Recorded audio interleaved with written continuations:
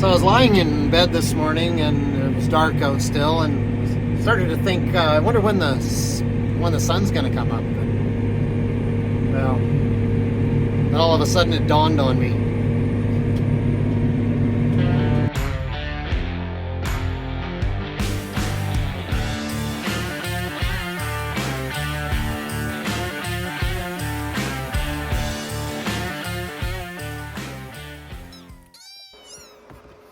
Starting off this week's video with some farm cats, because everybody likes farm cats.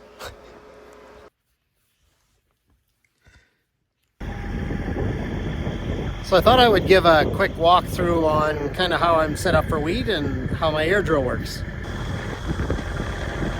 So the cart itself is set up, it's got 3 tanks. So there's 142 bushels in tank 1, 102 in tank 2, and 186 in tank 3. And so each tank has a roller on it that distributes how much comes out of each tank.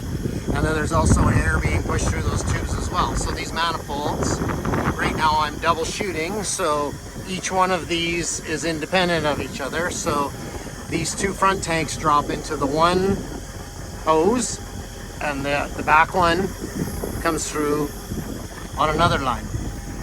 So then they change into these rubber hoses that there's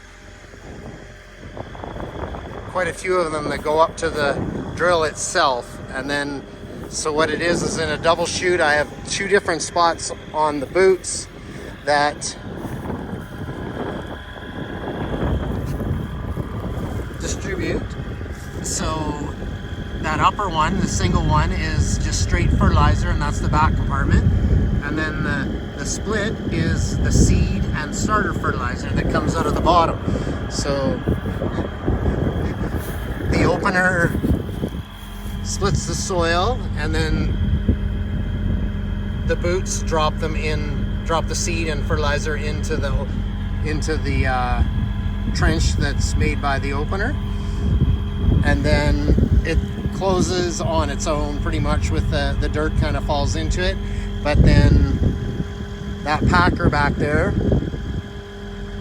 pushes down on the seed and gives it that compaction to get good seed to soil contact.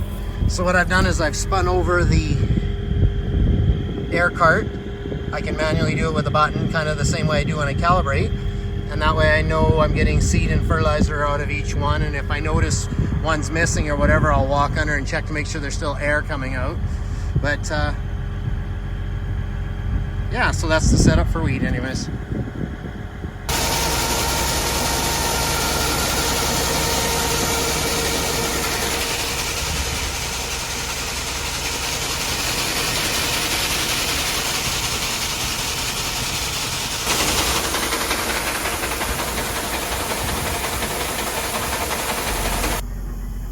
I'm calibrating the grain cart this morning, so you take the manifolds back out of the way.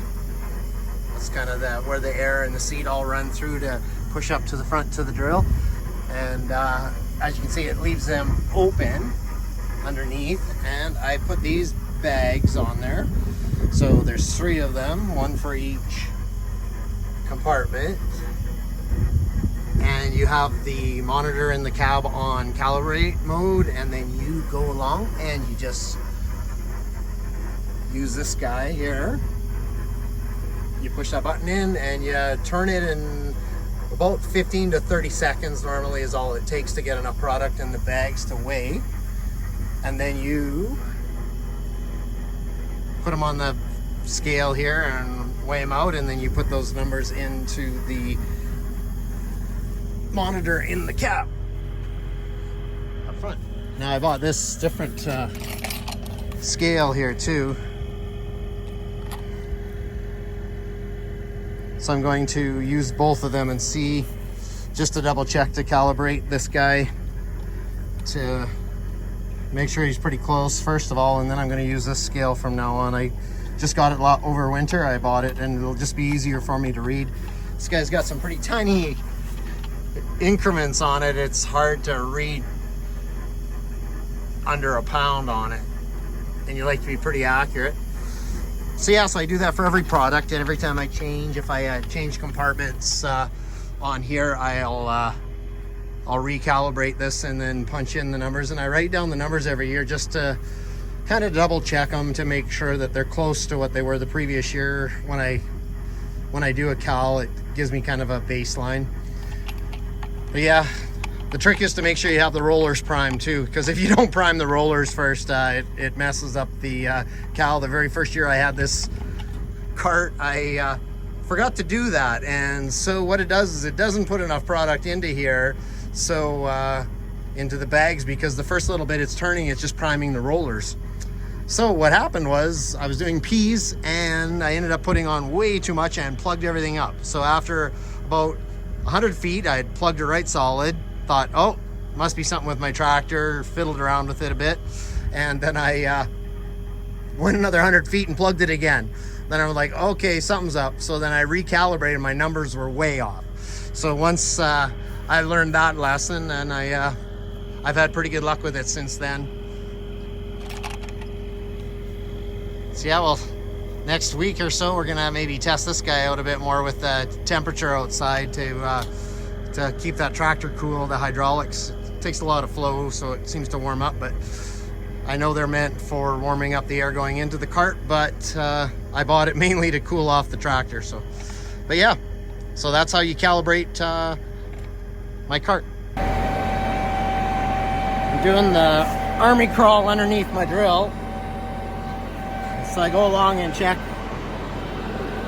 that there's air coming out. The top and the bottom, and the one back one is just straight fertilizer coming through. That's my my main blend, and then the front is the mix of the seed and starter fertilizer.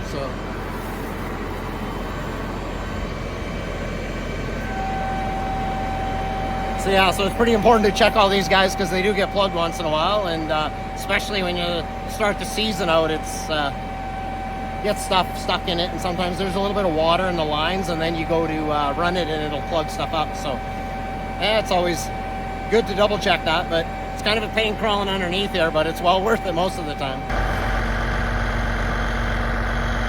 So I don't know if you can hear it on the video, but you can kind of hear a bit of a whine or a whistle. That's the turbo on the New Holland. It's pretty unique to this one. It's got a specific sound to this tractor.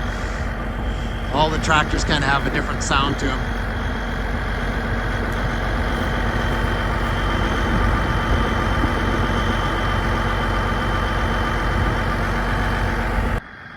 So now that I've went a ways, I get out of the drill and check my depth. Just use this guy here. It's got 1 inch in centimeters on there. I just got to find a row here, and you kind of dig around. Carefully dig down. Oh, there it is. So I find the wheat seed, check the depth. Just a little over 1 inch.